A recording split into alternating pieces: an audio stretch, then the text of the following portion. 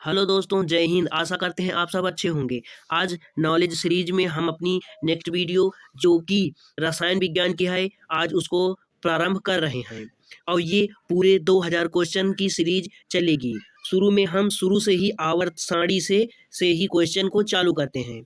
जैसे question number first, वर्तमान में कुल ज्ञात तत्व 118। प्रकृति में प्राप्त तत्व, जो हमें प्रकृति से तत्व मिले हैं, जो हमने प्रकृति से प्राप्त किया है, वो 98 हैं। कृत्रिम तरीके से निर्मित तत्व जिन्हें हम लोगों ने बनाया है, वो तत्व टोटल 20 हैं। धातु की संख्या, जो तत्व धातु हैं वो है 91। जो अधातु की संख्या, जो अधातु तत्व हैं वो हैं 27। ये क्वेश्चन अभी आपको भले ही सरल लग रहे हैं, मगर धीरे धीरे जैसे जैसे हम बढ़ेंगे अपनी क्वेश्चनों की सीरीज में, तस तस इसका लेवल अप करते जाएंगे। ये सभी एग्जाम एनटीपीसी ग्रुप डी, जितने भी कॉम्पिटिटिव एग्जाम है, अगर उसमें साइंस है तो इससे क्वेश्चन जरूर से जरूर ही फंसेंगे। जैसे द्रव धातु तत्व पारा है, द्रव धातु तत्व पारा है।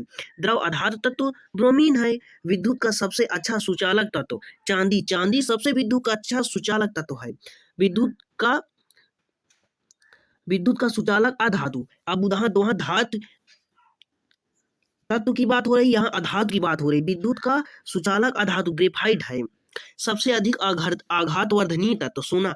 आघातवर्धनीय तत्व का मतलब, आघातवर्धनीय का मतलब जिसकी लंबाई छोटा सा, जैसे 50 ग्राम में हम बहुत लंबी तार खींच सकते हैं, उसी तरह इसे ही बोलते हैं आघातवर्धनीय।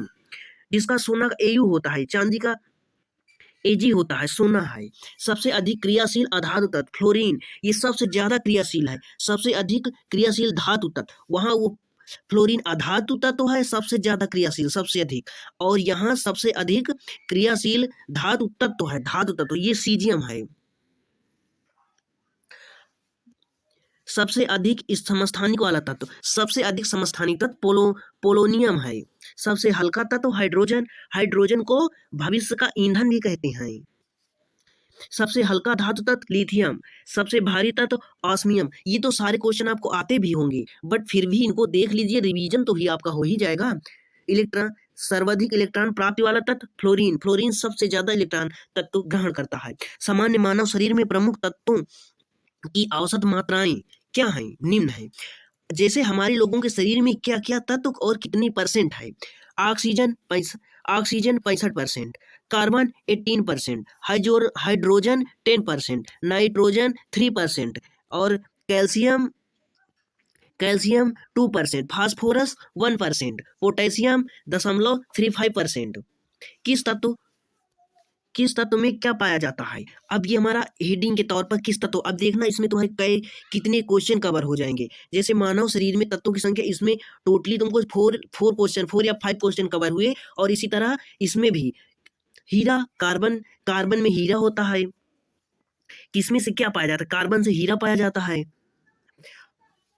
और कैल्शियम से सरमरमर बनता है। और हमारी जो लिखने वाली चाक, ये चाक भी कैल्शियम से ही बनती है, जिसका CaCO3 कैल्शियम कार्बोनेट सूत्र होता है। रेत में सिलिकॉन मिलती है। और माणिक्य में एल्यूमिनियम।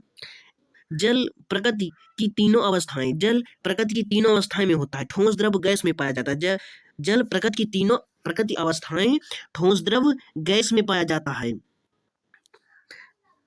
वायु विभिन्न गैसों का मिश्रण है। वायु ना तो तत्व है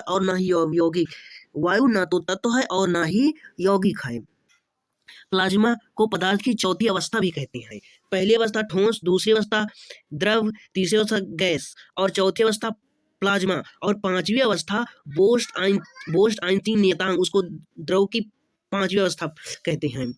विश्व का प्रत्येक पदार्थ अत्यंत सूक्ष्म कणों से मिलकर बना होता है, यह सर्वप्रथम कणाद ऋषि ने कहा। देखो ये क्वेश्चन आपके पेपर में आ सकता है, कणाद ऋषि, इसको आप ध्यान से देख लीजिएगा। विश्व में सर्वाधिक पाया जाने वाला तत्व हाइड्रोजन है।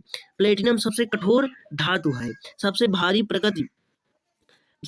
प्रकृति वाला तत्व यूरेनियम है, जिसका परमाणु भार 238.3 तथा घनत्व 90.05 ग्राम प्रति घन सेमी होता है। इसका घन सेमी होता है। सोडियम वाष्प सड़क में प्रकाश के लिए प्रयुक्त होते हैं।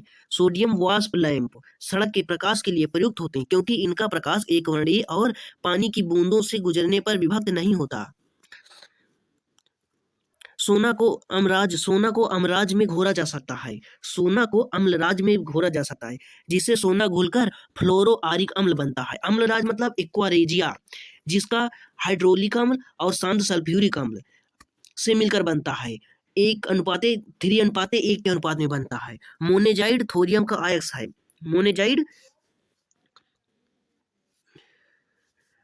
मोनेजाइड थोरियम का आयस्क है। माइका ऊष्मा का चालक तथा विद्युत का कुचालक होता है। माइका जो होता है ऊष्मा का चालक और विद्युत का कुचालक होता है।